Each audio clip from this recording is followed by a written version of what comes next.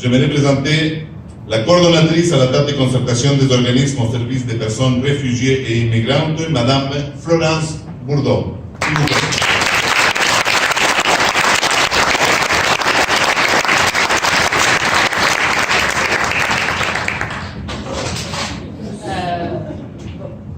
Bonjour à tous. J'ai été moi aussi il y a 18 ans un dossier. Donc aujourd'hui je travaille, comme on disait, à la TCRI, qui veut dire la table de concertation des organismes au service des personnes réfugiées, immigrantes et sans statut.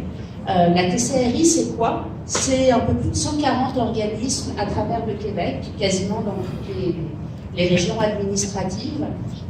La table existe depuis 40 ans et ces 140 membres, c'est des centaines et des milliers, c'est quasiment des milliers d'intervenants qui eux-mêmes sont issus de tout type de pays, qui sont arrivés ici avec tous les statuts et qui, au quotidien, vont accompagner des personnes, qu'elles soient ici comme travailleurs qualifiés, comme réfugiés, comme demandeurs d'asile ou parfois sans statut. Donc tout ça pour dire qu'en matière d'expertise, dans tout ce qui concerne l'intégration, on a comme une certaine base qui nous permet de nous exprimer. La table est un organisme communautaire, politique, mais non partisan. Donc on est là parce qu'on trouve que c'est important, cette prise de position politique. Je ne vais pas rentrer dans tous les détails du projet de loi, mais ce qui est clair, c'est qu'on s'oppose vraiment fortement à cette décision de flusher, il n'y a pas d'autre mot, les 18 000 dossiers de travailleurs qualifiés. Et en plus, contrairement à ce que le ministre avait annoncé quelques jours avant. C'est une décision qu'on estime complètement radicale. Ça n'a fait l'objet d'aucune consultation, aucune mesure d'impact, puis alors sur personne. On n'a pas regardé les conséquences auprès des individus, des familles, des institutions, des organismes en immigration, du milieu socio-économique. Personne n'a été consulté et du jour au lendemain, avec une espèce de mise en scène médiatique, on nous dit « Oh, surprise, il y a 18 000 dossiers en attente ». Et puis c'est comme ça que ça fonctionne, pour nous dire 10 jours après « Ah bah, hop, c'est fini, on passe à la trappe ». Le ministre parle beaucoup d'arrimage, mais cette notion d'arrimage entre les besoins du marché du travail et le profil des personnes immigrantes, c'est pas nouveau. On en est déjà à plusieurs ministres de l'immigration qui nous parlent d'arrimage, donc je ne vois pas vraiment là où est l'urgence. Le délai est vraiment trop court, ça n'a pas fait l'objet d'annonces préalables, et d'autant plus, sans vouloir répéter ce qui a été dit, qu'on vient s'apercevoir que dans le fameux « redéposer donc dans Arrima », ça va concerner comme 400 dossiers.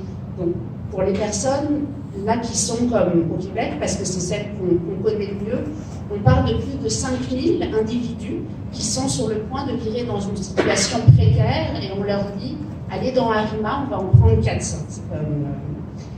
Donc on trouve que ça reflète à la fois un manque de considération pour les individus, c'est aussi un manque de connaissance des programmes. Visiblement, le ministre a comme aucune idée à quel point les démarches aussi pour immigrer peuvent être fastidieuses.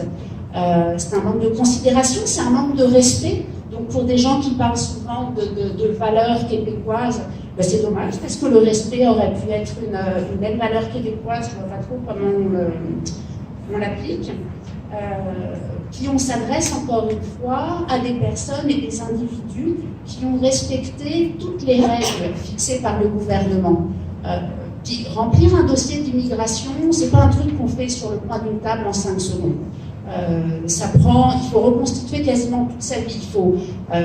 Ça prend des attestations des employeurs précédents, ça prend tous les diplômes, ça prend, pour les personnes qui ne sont pas francophones, il faut payer de la traduction, des interprètes. C'est extrêmement coûteux, fastidieux, ça prend du temps, ça prend de l'énergie, c'est pas un truc qu'on déchire comme ça du jour au lendemain. Durant sa campagne, la CAQ avait promis de prendre le fameux « on va en prendre moins » pour en prendre soin. Déjà à l'époque, on n'était pas du tout d'accord avec cette proposition parce que ça reflète, non seulement ça ne reflète pas les besoins démographiques ou socio-économiques du Québec, en fait ça répond juste à une vision qui est très identitaire idéologique et instrumentalisé de l'immigration. Donc déjà à l'époque, on n'était pas d'accord, mais aujourd'hui, on s'aperçoit que ça va au-delà. C'est plus question de faire une bonne intégration des personnes immigrantes en baissant les seuils.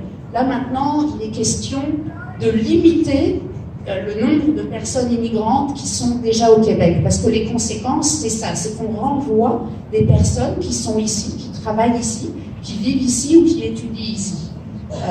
On est rendu à en prendre moins, en prendre pas soin, les renvoyer très loin, enfin, c'est simple ça.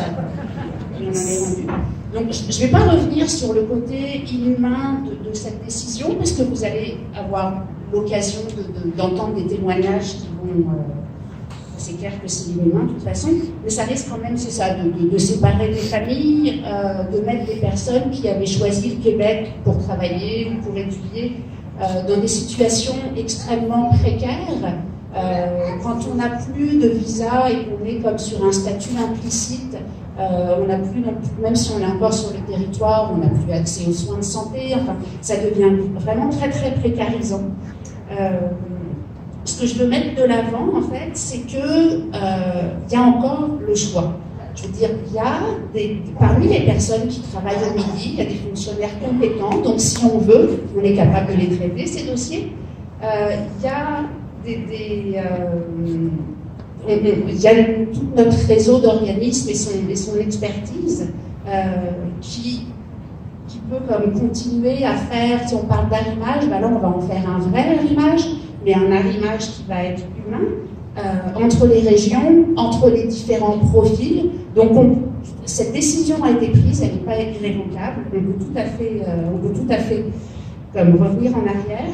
On m'a demandé de conclure par une note positive, je n'en fouettais pas beaucoup, donc je me suis dit, ce qui est rassurant, c'est quand même cette mobilisation qu'il y a là. C'est rare de voir que à la fois les différents partis politiques d'opposition, au niveau de la société civile, au niveau des employeurs, il y a ce consensus pour dire non, on ne veut pas traiter ces dossiers de gens qui ont respecté le système. En fait, j'avais ma piste d'action sur la page 3. De notre côté, au niveau de la TCRI, on va également être présent en commission parlementaire à Québec, mercredi prochain à 19h30. On espère que ça va susciter l'intérêt. Vous le savez, malheureusement, la CAQ est majoritaire à l'Assemblée. Donc, c'est pas juste de passer devant une commission parlementaire, il y a comme du travail de reaching out, comme on dit en bon français. Donc, interpellez vos élus, surtout s'ils sont de la CAQ, n'hésitez pas, allez les rencontrer. Puis alors, si vous pouvez aller les rencontrer avec vos conjoints, vos enfants, pourquoi pas vos employeurs et vos voisins, ça met un peu de pression. Appelez le service à la clientèle du Midi pour là aussi mettre de la pression. Eux sont des fonctionnaires, c'est pas eux qui prennent les décisions, mais ils peuvent les faire remonter. C'est le 514-864-9191, service à la clientèle du Midi. Je pense que si vous appelez comme pour dire où en est mon dossier, est-ce qu'Arima ça marche, je comprends pas, la pression va monter. Et puis, comme on dit en bon québécois, quel que soit l'accent, on lâche pas.